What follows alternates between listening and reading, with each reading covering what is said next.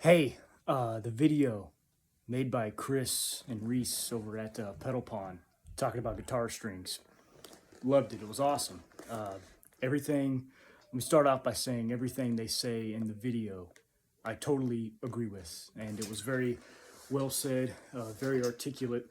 However, I put in a cheeky comment because the title of the video is "Do You Really Need 13s to Sound Like Stevie?" or something, words to that effect. And I just put in a simple comment and just said no. Chris came back and said, "Can you please elaborate?" So I decided to make a short little video just to elaborate some of my thoughts because I don't think it would come across well in a comment setting. I'm not a YouTuber. I don't play on the internet like those guys, so you're getting the old Tom Bukovac propped iPhone treatment.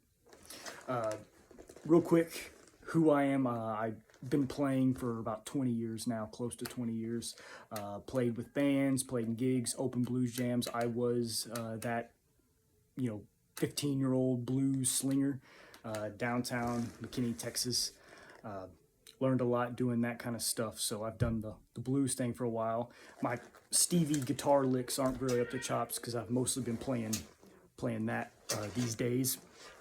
But I just wanted to give my 2 cents on it, just as a standard playing in his bedroom, gigging occasionally, used to do a lot more often than I do now,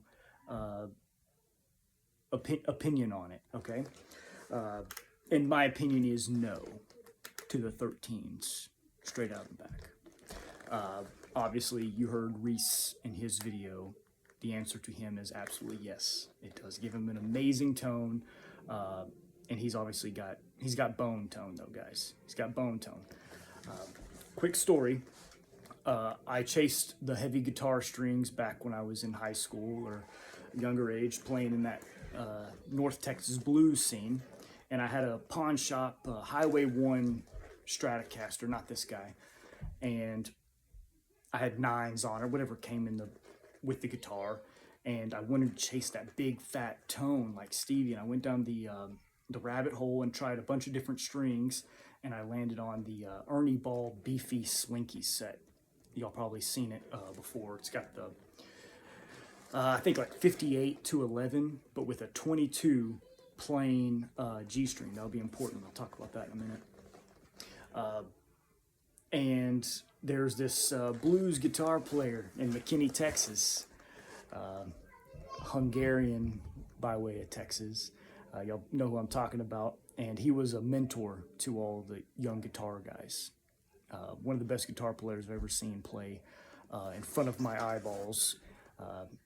And one day after a jam, I put on these 11s, those beefy slinkies, and my bridge propped up, to about 30 degrees or so. And I had no idea what was going on. I didn't understand springs and guitar setups and all that kind of stuff. And I went to Tommy during a set break at one of those jams that he was playing at. He was part of the house band. And I talked to him previously about why my guitar was all funky. And he's like, bring it over and I'll help you out. And I still remember to this day, we were sitting outside of the venue, Cadillac Pizza Pub. He's got a cigarette hanging out of his mouth and turns my guitar over and starts pulling springs off. They were like bouncing off into the sidewalk and into the street. And I'm like running around collecting. I had a new package of new springs because I thought I needed new springs. And he takes them and he's not saying a word. He's got a cigarette, he's got a screwdriver, and he's adjusting my claw. He's putting on new strings and tuning it and setting it up and playing. And plays like 3 or 4 notes. The best sound that ever came out of the guitar ever. Unplugged, out on the sidewalk outside of this bar. And Tommy goes, big strings on this. yeah, because I'm trying to get after Stevie's tone, I'm trying to get back and stuff. Didn't say where he goes. Plays it a little bit, then goes, that should be good. And played fine, sounded good. But I remember that he was not impressed at all that I had these giant strings on it. Probably because I couldn't bend them. I couldn't play in tune. Couldn't play a chord in tune. Couldn't bend the G string. That plain G on that set is brutal. That 22 gauge for the G string. And I grew and I played and I started with a bunch of different string sets, and eventually kind of settled on these guys for my E flat strats. That's what's on this guy. Tommy actually helped me build this guitar back when I was in high school. I don't know if he'll remember that, but it was my high school graduation. I skipped out on that and we built this guy. And I asked him, I said, what kind of strings do you use? And he uses the, at least at that time, and I think he's gone between 11s and 10s, but the heavy bottom Ernie Ball, light skinny top. It's like in a red package. I've seen it at Guitar Center or whatever.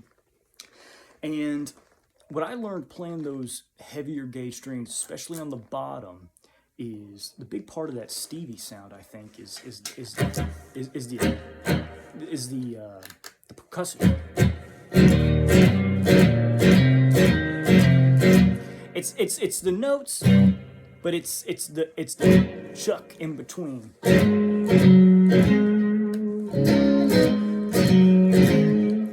And heavy strings, especially on those bottom strings, really help with that.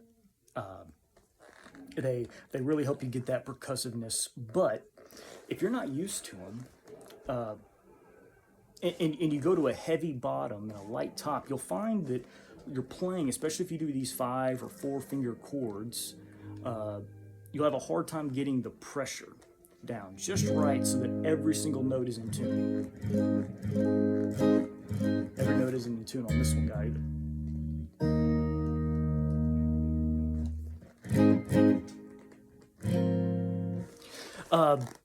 So those are things to keep in mind. Overall, my thoughts are 2 on the Stevie string thing. 1, and they mentioned this in their video very well, if you can't play them, say you got 10s on your guitar and you're working on your Stevie licks and you're playing in tune, you've got that veracity, you've got that power, and then you switch to 13s and you can't bend in tune and your hands are cramping up. You've moved further. You've moved further from the Stevie tone, not closer. That's one thought, basically to that. The second thought is, in my ear and my perception, strings make a difference. The sound of strings make a difference. I can see to that, and you could hear it in Reese and Chris's video whenever Reese picked up different guitars, played the same kind of licks on the different guitars, but also necks, material make a difference, body woods, pickups, how much sweat has been absorbed into the body. I think all that kind of stuff makes a difference too, to a certain extent. But I think Stevie, if you listen to that high end that Reese is talking about, I think that Stevie played with 11s longer than we kind of associate it with. I've heard Renee's story several times of how he had that kind of come to Jesus meeting with Stevie and was like, man, you can't keep gluing your foot calluses to your hand, or getting, what they say, some Renee skin or Renee juice. I forgot what they said in the video. I think he had that meeting a little bit earlier in Stevie's career, based off of the tone that you can hear. I think the 11s have a little bit more of a chewiness and a lot more of a spiky, cutting high end. And I think Reese demonstrates this beautifully, the speed of the bends. I think Stevie's bends had a different speed to them, not better or worse, but different, from like 85 on. And who's to say there wasn't a series of shows or sets where he switched to 11s, and then maybe after a tour break or during some, he goes back to 13s. I mean, how often do you guys experiment and change around with your gear just ever so slightly and things like that? So I know Renee, I've heard this version of the story several times where he asked him to switch to 11s. I will say, not to discredit Renee, but it was over 40 years ago. You know, the exact day and hour that they had that discussion, the exact day and hour, they said, Stevie plays 11s. He doesn't play 13s. That's not going to be definitive dates, I don't think. But I would say, to get the Stevie Ray tone, everything they mentioned in the video, right? Tune to E flat, have a Stratocaster shaped object, and listen and play.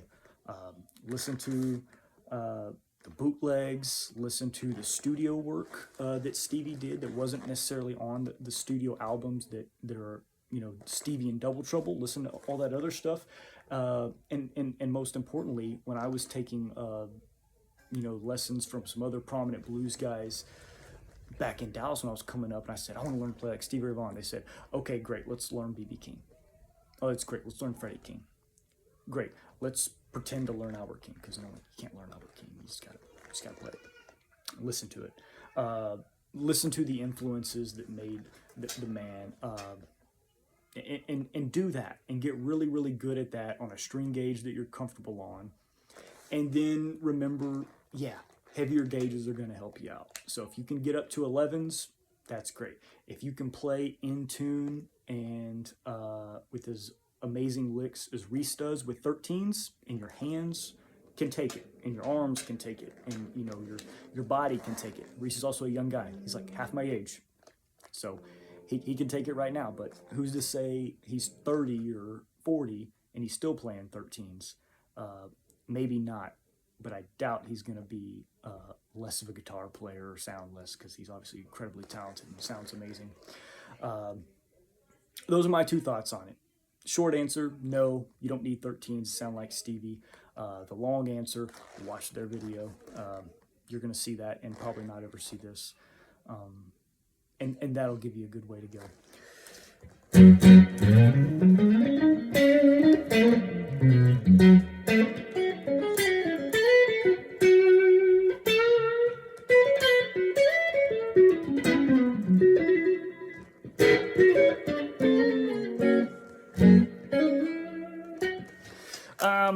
Yeah, sorry my blues licks aren't really up to speed, but hope you enjoyed it. If anyone sees this besides my mom, let me know what you think. Yeah, and great job, Chris and Reese and the Pedal Pond guys. I love y'all's stuff, and I love what you guys are doing. I will watch all y'all stuff when it comes out. So take care and rock on.